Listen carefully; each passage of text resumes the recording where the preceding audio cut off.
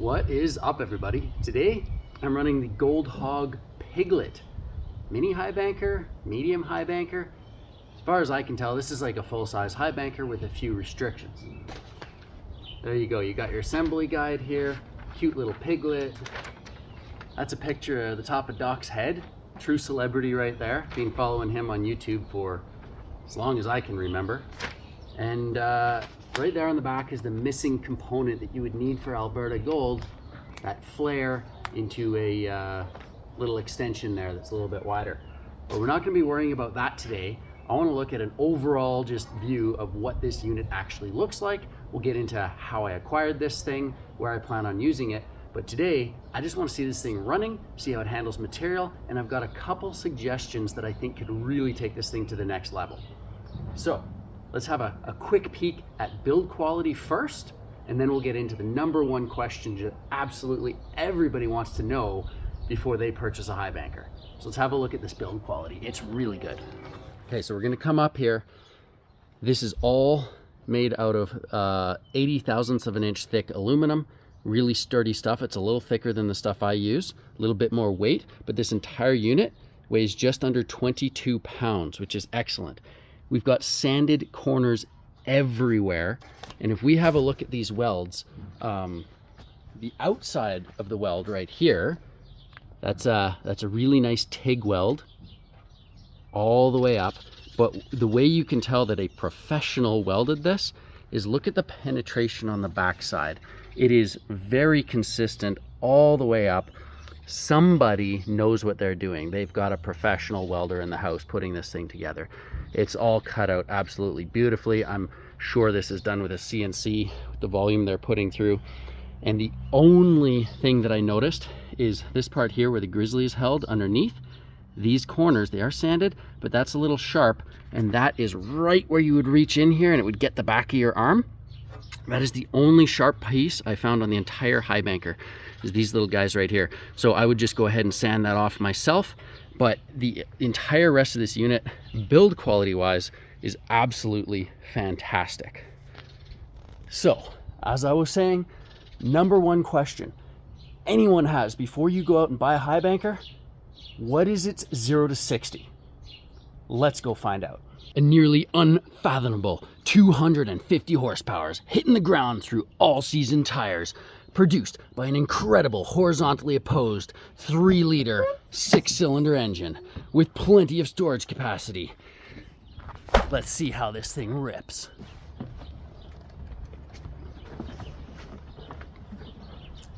Ladies and gentlemen, I live my life a quarter mile at a time.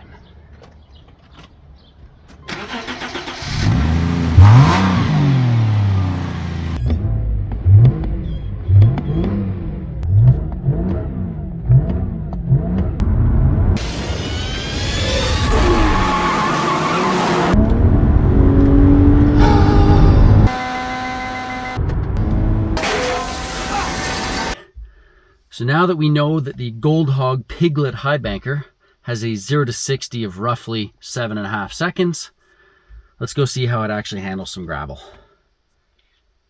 And to anyone out there who is driving along, gets a manifold pressure warning that somehow causes their passenger side floor pan to just drop out of their vehicle, don't worry about it. Happens to the best of us.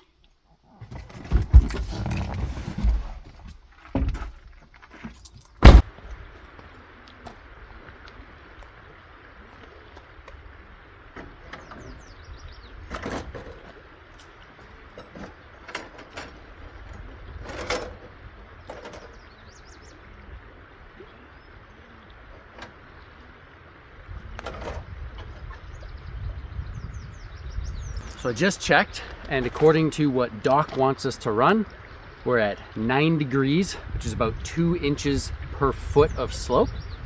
And what was interesting in the how-to video for this sluice is he was using a Honda WX15 1.5-inch gas water pump. That's what I have sitting behind me. That pump puts out, I think it's like, depending on the year it changes, but it's like 62 gallons per minute, roughly 4,000 gallons per hour. And that's what Doc says this thing likes to run at, 4,000 gallons per hour. So whatever, 60 gallons per minute. And then in his video, when he sets up, he gets everything good to go, running this pump. And he's like, yeah, I got the pump running at about 50 to 60% throttle. Water looks good. So I'm getting mixed messages as to exactly what the flow rate should be, but I'm just gonna run this probably at about 50 to 60% throttle. We'll see what the box looks like. It's all 1.5 inch plumbing, should be really zero, like no resistance in the line, and we should get a lot of flow through that box with this pump. I'm just gonna hook everything up and then we'll see how it runs.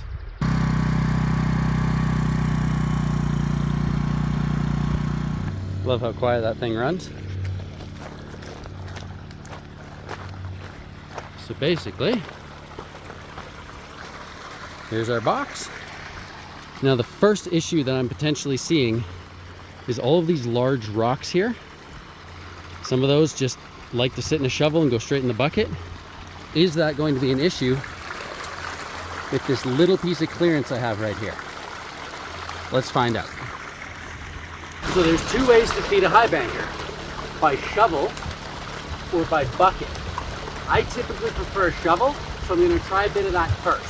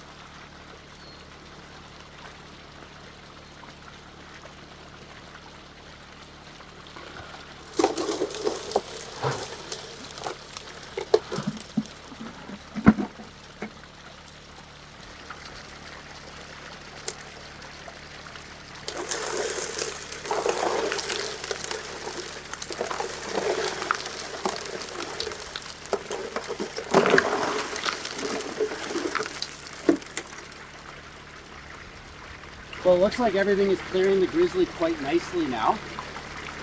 You obviously have to work with this a little bit. So I'm going to just throw some shovels in here and sort of see how they handle it.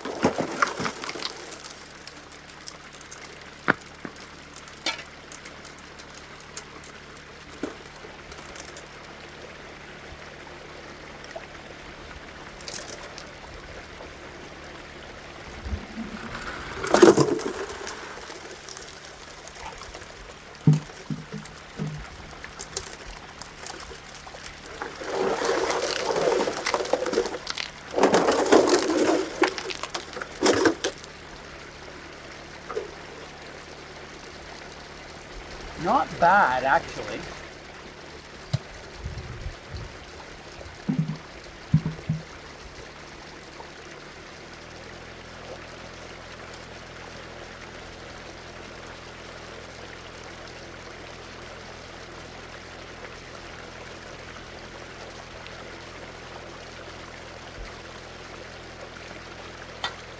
Yeah, I just cranked that pump up and I've removed a little diverter here. You're getting that water spraying right into here. It should wash things out a little bit quicker. And I'm gonna go take a scoop of some smaller gravel.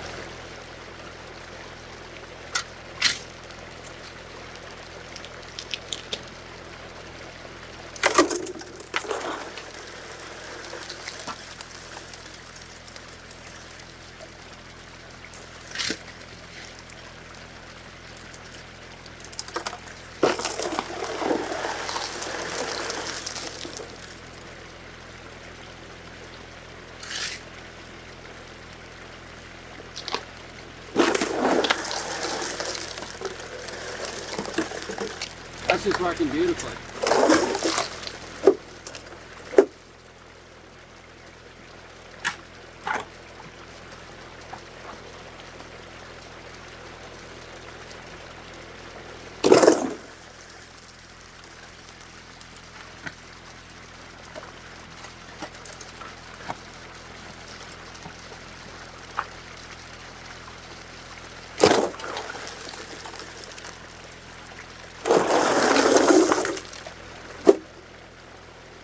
That one went right through. Now that's stuck. Okay, so we got 2 shovels into the hopper. Let's go have a look at that. So I just put 4 shovels into the bucket, and this is just whatever was in the shovel from that area over there. This is sort of how it binds up in here, even with this straight. So you just have to jiggle this a little bit.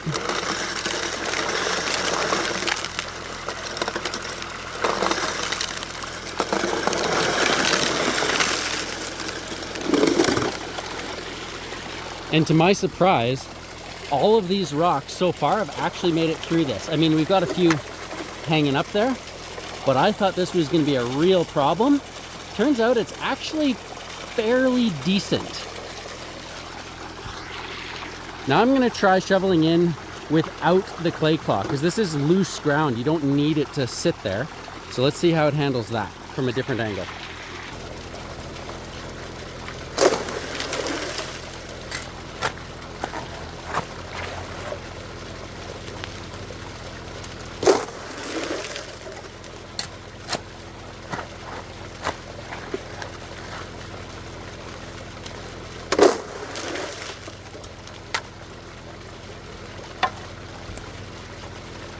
So with the big grizzly bars being directly in line with the hopper, we've got a lot of water coming off this end.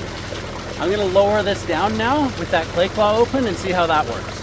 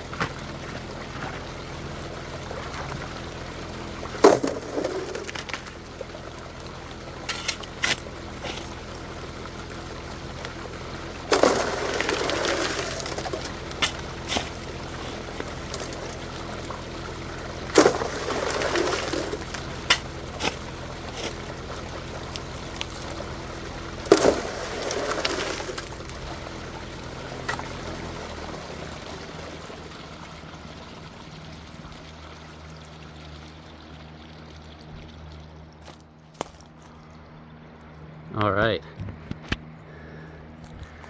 So, kind of what I'm seeing here is a box that seems to function fairly well. I would argue that this could potentially, in really sandy material, have a little bit more in it than I'd like to see, just with the amount that's running off of this grizzly.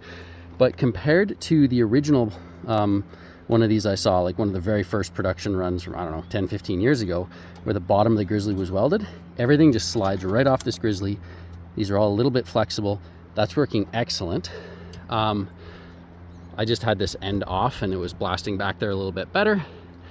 Clay claw, if you happen to have that otherwise. It seems to work pretty well without that. And then of course, in the mats, I'm not too concerned about what's going on in here today, just because, I mean, I didn't have this down for some of the test, but it seems like everything that's making it through that grizzly is running over this mat just fine. This is just a really small run, and to be completely fair to Gold Hog, this isn't necessarily exactly the setup I would want to use for this super fine flat Alberta Gold. You would want an extension for that. So to give Gold Hog the benefit of the doubt, it wouldn't be a fair test if I just took this out for recovery today. I just wanted to give it my initial impressions, and that's it. So, initial impressions, I was really concerned about the size of this thing right here. So, in my mind, this was too short. And I was thinking that considering this piece of metal, they've got these edges bent up, you could easily just raise this up 1 inch for a few inches and then taper it back down. And then this exact piece would just be raised up 1 inch higher. And if you did that, you wouldn't have those hang-ups with some of the rocks like this, that once they do get in there, you know, they potentially hit. But look at the size of that rock. And it's, I mean, this was one of the ones that gave me trouble, but it almost makes it through. So is it fair if you're bucketing, you would probably just not want to carry this extra weight, and you'd actually sort of pre-classify with your shovel. But I try to communicate to the world through my shovel when I'm out here. And if my shovel picks up a rock this size, I need to be able to just dump it in this machine and have it go. Now, because this is such a heavy duty machine, like this is thick metal, it's very sturdy, you could easily just hammer big rocks like that and have them go out. And the only thing you'd have to change is raise this up a little bit. So I would actually recommend that you lift this thing up 1 inch. If that was the case, you could fit some serious rocks through there and you'd never have that as an issue. The other issue, and this is not really an issue, I just think it's a low-hanging fruit of improvement, is this little box right here.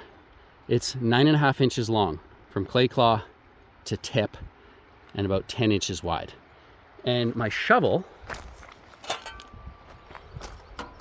is longer than that. So if you want to be able to throw full shovels in, like you can throw full shovels in if you sort of go straight in like this, and it's sort of awkward as opposed to just like dumping the shovel in and walking away. You have to come at it nice and straight and tip it up, and it does actually slow you down when you're just trying to hammer material through. The length of this box being 36 inches means you've got long enough pieces of material and your brake is long enough. This, from here, it's bent at the bottom all the way down to there. They have a lot of spare room, so I don't think it would be difficult to extend this out and just have a slightly longer hopper, and would work totally fine, especially with this thing pointing water straight up at it. That would just give you that little bit of extra capacity for a shovel to not have to be babied into it. You could just dump into that, like a large enough target. And the amount of material it would cost to do that and the amount of design change that would be required is almost nothing. And so, yeah, like I'd say give us another 4, maybe 5 inches of hopper length, at which you've got like a full size machine capacity that can actually handle a full shovel. Don't get me wrong, it was handling shovels, but that would be an improvement. And then this piece here, yeah, just raise that up the tiniest bit. Now, a lot of the creeks that I'm used to out in British Columbia, those steeper creeks, even the fine gold, it's not as flat and fine, it's just fine. You'd probably catch all your gold in the top foot of this box. Like, these mats do seem to work really good on that kind of gold. The box that I use this, like the box we were using out on the Fraser River in BC, that had the older UR matting in it, and we lost 40% to a big flare below. So depending on the type of gold you're going after, you would want to run this with a flare, I think, especially here in Alberta where I'm used to get your recovery rates up. So at some point I will take this out into the gold fields and we'll actually do a recovery test with just 36 inches, 8-inch wide Gold Hog mat. See how they do on this ridiculously hard to capture local gold. But I think that for the majority of people out there who aren't after that sort of like prairie dust, your recovery, I mean, you'd be fine. I've seen enough videos about Gold Hog mats doing just fine. So I'd assume your recovery is good. But yeah, if this thing was just a little bit longer, I don't think that would cause any issue in manufacturing. It'd be really cheap and easy to do. And then all of a sudden you've got a target for a full-size shovel. And then, yeah, I'd raise that up an inch. And then, I mean, you can just throw anything at it that you want. Arguably, just don't throw big rocks at it. But again, I typically don't bucket. I'll just shovel straight out of the bank. And there's a lot of rocks in an area like this that would have an issue. It doesn't need to be crazy big, but I mean, it's like 2.5 inches. You are limiting yourself a little bit there. Overall, very sturdy, very well built. The build quality is phenomenal. I'm gonna pull this mat out. We're just gonna see what we got. There shouldn't even be a lot of black sands in this right now. I just wanted to see how it ran close to home, because I've got a bunch of stuff coming up for the next month, and I wanted to get a starter video out about this box. But yeah, my impressions of what I saw out in BC compared to this is just way better. Which actually brings up the story of how did I acquire this, because that might influence sort of how I talk about the box. So I'll quickly give you guys the story of how I wound up with my Gold Hog. Long story short, I head out to beautiful British Columbia on the Fraser River, and the claim owner who has invited me there has a really old version of a Gold Hog. It's made out of thinner metal. It's a lot more rickety. They're using the original UR matting, and the grizzly was welded along the bottom. So rocks were just getting stuck in there, and because the grizzly is hidden behind the actual the hose that provides the water, it was just a real pain to clean out that grizzly constantly, and it was just running rough. So I made a video. It's like, what's wrong with this Highbanker's hopper? And Gold Hog actually saw that video, and they reached out to me and said, hey Kyle, that's really not what a Gold Hog Piglet is like. We think that that's like a knockoff unit, or it's being modified, or something's wrong with that. Could you maybe put that in the video somewhere? And by the way, we'd like to send you something, one of our products. So I replied, I'm like, dude, you don't need to send me anything. Like, I will 100% write on there, like, not a genuine Gold Hog Piglet, because that's just the right thing to do. If that was a modified, broken unit that was running terribly, or if it was a knockoff, or if it was an original, like first off the production line, and things have changed a lot in the last 10 or 15 years, it wouldn't be fair to have that out there and a bunch of people seeing it like, oh yeah, that thing sucks, because it sucked. So I just said, hey, don't worry about sending me anything. I'll 100% just make a note on that video, and we'll call her good. So they said, hey, we've been keeping an eye on your channel for a while. We'd like to send you something anyways. So I wasn't expecting a Highbanker. I was expecting maybe a couple mats I could test out for recovery or something like that. So in the mail, I get this thing. At the time I got it delivered in Canadian dollars, it was 933 Canadian, so it'd be a lot cheaper in US dollars. Then there's shipping on top of that. There was $50 a GST and about $100 brokerage fee. So if you wanted to buy one of these, you'd be looking at north of $1,100 Canadian. And the name Piglet indicates it's like a little mini Highbanker.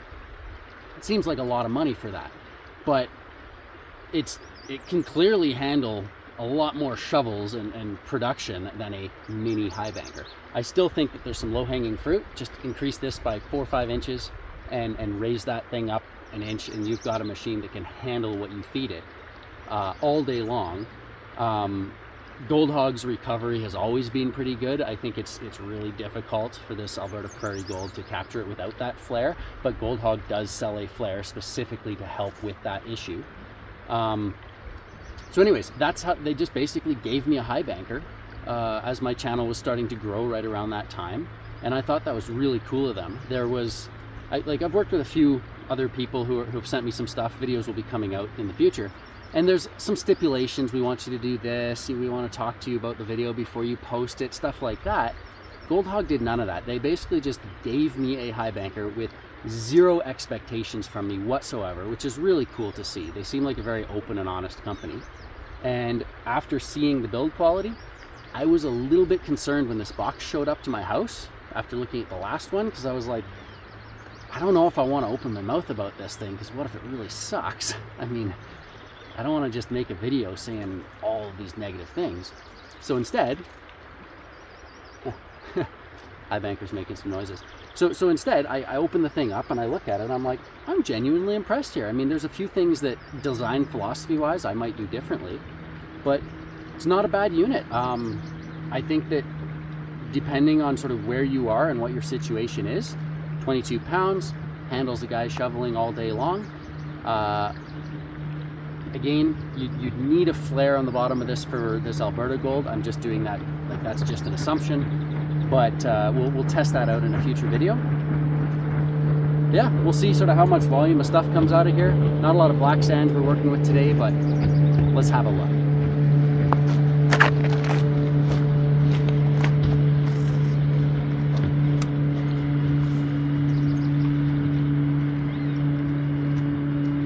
Screw down at the bottom there.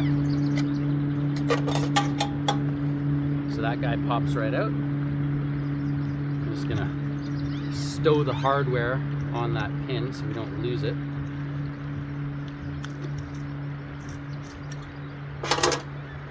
Okay.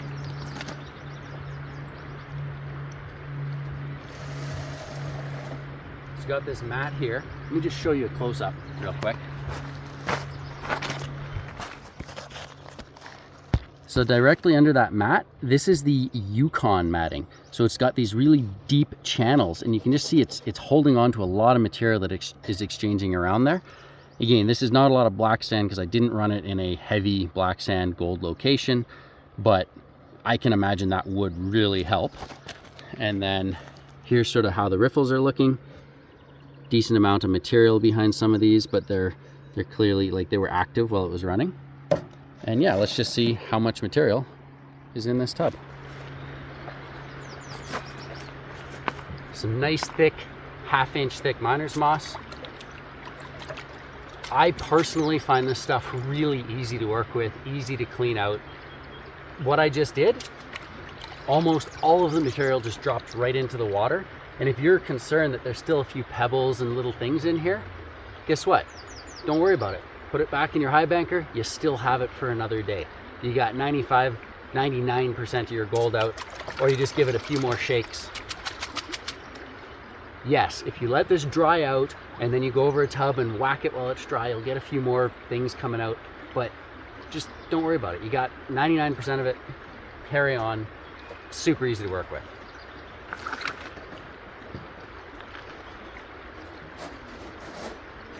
Nice and tight fit there. Yeah. Alright, I just knock an edge up and then it loosens right up. I really like how it just sort of holds everything in the mat.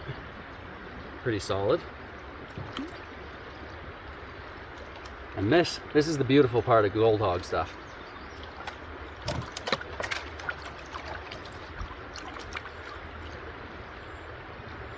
We'll give it another rinse, but that's pretty much everything.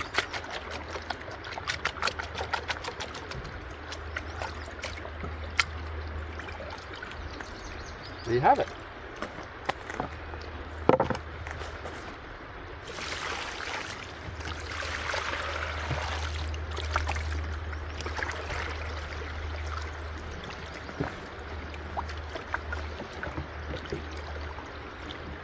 That's all we got. It's that little bit. So that is something really cool. If you're in an area with the gold that allows you to get away with this mat in a 3-foot box, I would 100% hike this into some of these little creeks I go to in BC, where I'm not after that flower gold. Just simplifies things, for sure.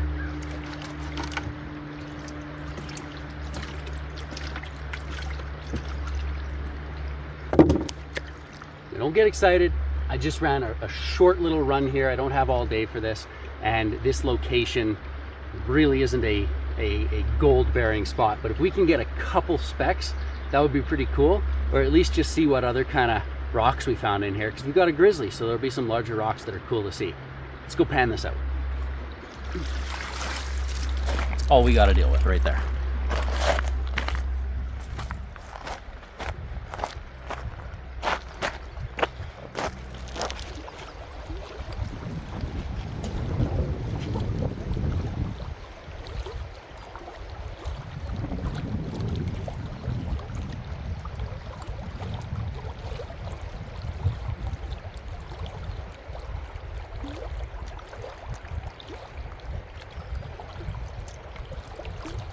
Well, there is some black sand in here, that's good.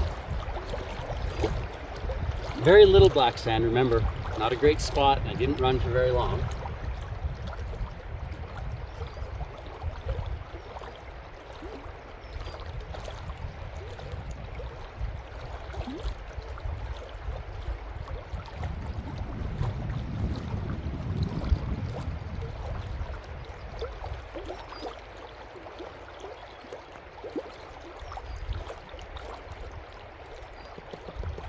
There's actually gold in this. That's cool.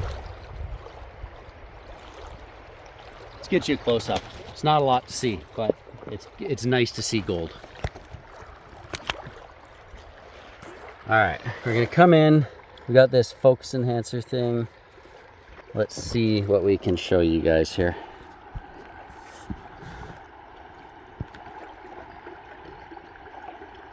There it is. Definitely, what, 1, 2, 3, 4, 5, 6, 7, 8, 9, 10, 11, 12, 13, 14, 15. That's actually a decent sized flake right at my fingertip. 20. I mean, if I were to, you know, pan this out a fair bit here, let's move some stuff around. But anyways, yeah, there's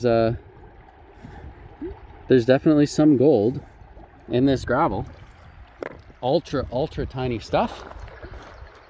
The hog mats caught it, and yeah, overall fairly impressed with the little guy, and I will be using this again in a future video when I go to the appropriate creek with the appropriate gold. There's no reason I would need a bigger high banker than this. Pretty solid little setup.